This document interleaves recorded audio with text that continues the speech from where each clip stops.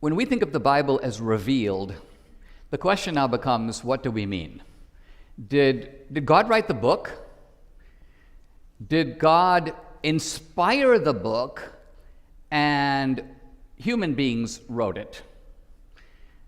Did God show human beings events that they then described in their own words? Okay, so the reason these things are important is it seems to me, to answer the question I raised earlier about in the beginning God created the heavens and the earth, the way I understand it is there's a perfect revelation shown to a gospel, to a Bible, to a Jewish scribe who sees it, so to speak, but writes it in his own words. When I look at the book of Revelation, same thing. And does it get anything wrong? Do those scribes get anything wrong? It's quite possible that they, when you say get anything wrong, they are writing it in human terms. I mean, you know... I mean the specifically mundane human things. I'm not talking about when the author of Genesis says that God created the heavens of the earth, or talks about the Spirit moving across the face of the water. This is clearly mythological. This is clearly an attempt at mythological writing. That's fine. It would be silly to ask if that's true or not. But when somebody... I don't think it is mythological writing at all. I think that it is simply... I mean, put it this way.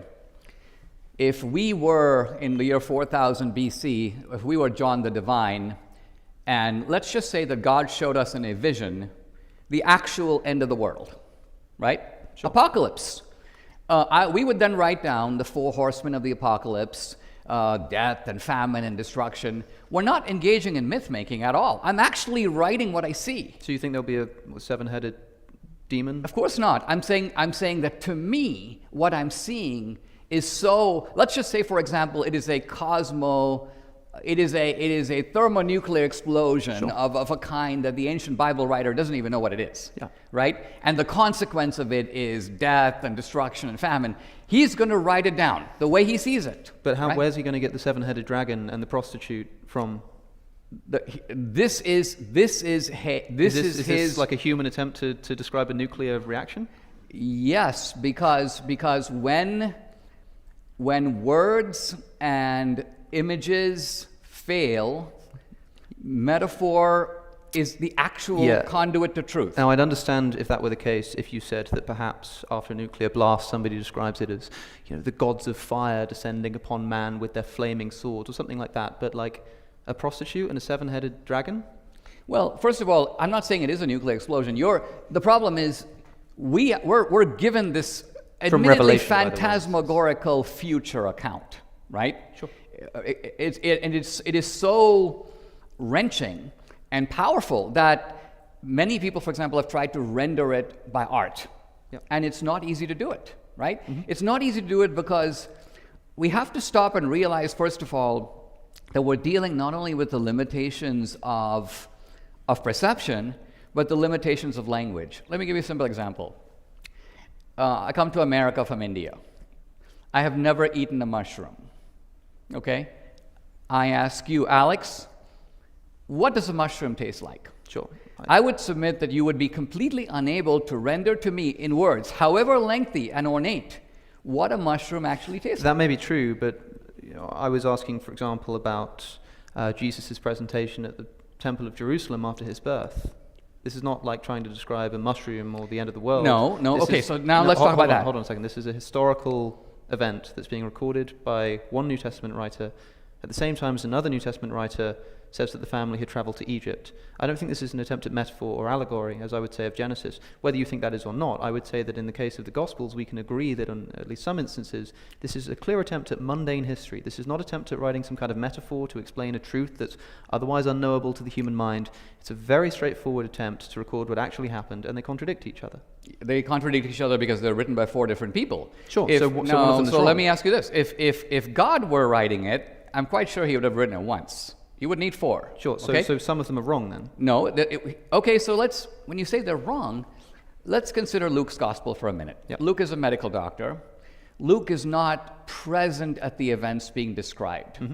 Luke is virtually in the position of Thucydides writing the Peloponnesian War. Now, Thucydides did fight in the war, but in most of the events described by Thucydides in the Peloponnesian War, he wasn't there. Making them very unreliable, right? No, on the contrary. It is, in fact, the most reliable account of the Peloponnesian War that historians have. Let's not say that it is reliable, though. No, it is. What I'm trying to say is that when you're talking about historicity, and you're talking about historicity now in the ancient world, you have to recognize that these people are not approaching it as modern historians. Luke is going around interviewing people. So let me ask this very, very straightforwardly then. Okay. Luke says that after the birth of Jesus, the family fled to Egypt. Matthew says that they went to the Jerusalem temple. Are they both correct, or is one of them wrong? Who the heck cares? I mean, look. Well, I do, and so well, do you probably do, the but, people but, who but, are listening let me, to a debate let me about say, whether the let me Bible say is why. true. Let me say why what you care about is not only trivial, but indicates a kind of unwillingness to try to get what the text is trying to communicate. I'll tell you why I don't think it's trivial. Why Because is I it think not that the trivial? reason why Luke may have invented the flight to Egypt, well, he tells us. Luke says, when he records the flight to Egypt, and then they return from Egypt, he says, this is so that we can fulfill the prophecy from Hosea chapter 11, out of Egypt I shall call my son. Now, in Hosea, God is talking here about the nation of Israel. At least in this case, unlike the Matthew prophecy, the prophecy actually exists and we can interrogate it. It seems to me like what Luke is doing here is attempting to display Jesus as the fulfillment of the Old Testament prophecy. And in fact, he tells us that that's what he's doing. Therefore, if it is the case that Jesus didn't go to Egypt and didn't come out of Egypt on his return, then this would undermine Luke's attempt to identify Jesus as the Jewish Messiah, fulfillment of the Old Testament prophecy. That's why I think it is relevant. Well, look. And not trivial. Right, but I think that the... Would you agree with that? I mean, do you think it's a completely trivial point? If it's so trivial, No, I think that the point, why as is it included in the first place? point as you stated it before is trivial. The point you're now raising is not trivial, but the point you're now raising is one in which you have 3 centuries of Jewish-Christian disputation about whether Jesus is the Messiah, okay? And by and large, the disputation breaks down in this way. The Jews are the biblical literalists, and the Christians are the sort of metaphorical readers. And I say this because let's take a very famous passage that bears on this very topic, where Jesus is talking about the destruction of the temple. And the Jews go, you said the temple would be destroyed. Now, interestingly, Jesus did say the temple would be destroyed, and the temple was in fact destroyed in 70 AD. In fact, 40 years after Jesus said that, the temple was in fact physically razed to the ground, and the Jews dispersed in a huge diaspora. But my point is, Jesus doesn't reply that. Jesus doesn't say, hey, listen, wait 40 years. Jesus says, no, you're misreading me completely. When I said the temple, I was actually speaking of the temple of my body. No, he doesn't tell them that.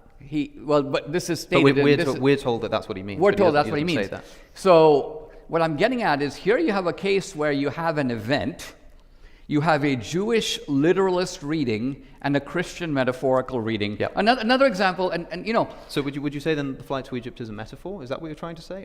In other words, I'm trying to understand what it is that you're doing here to actually answer the question that I'm asking you, which is about, because here's my theory, here's an idea. Okay. Luke, the author of Luke, invents the flight to Egypt in order to identify Jesus as the Jewish Messiah, meaning that when we read Luke, we should note that where it appears that he's making historical claims, we should note his willingness to twist history in order to fulfill a theological well, you don't know aim. if he's doing that. You're assuming that. This is your theory. No. What I'm saying is that that's one thesis to explain the contradiction between Luke and Matthew. If you want to say that it's trivial, then fine, but we still have to explain how it comes about. And what I'm saying is one idea of how this comes about leads to us undermining our trustworthiness of Luke.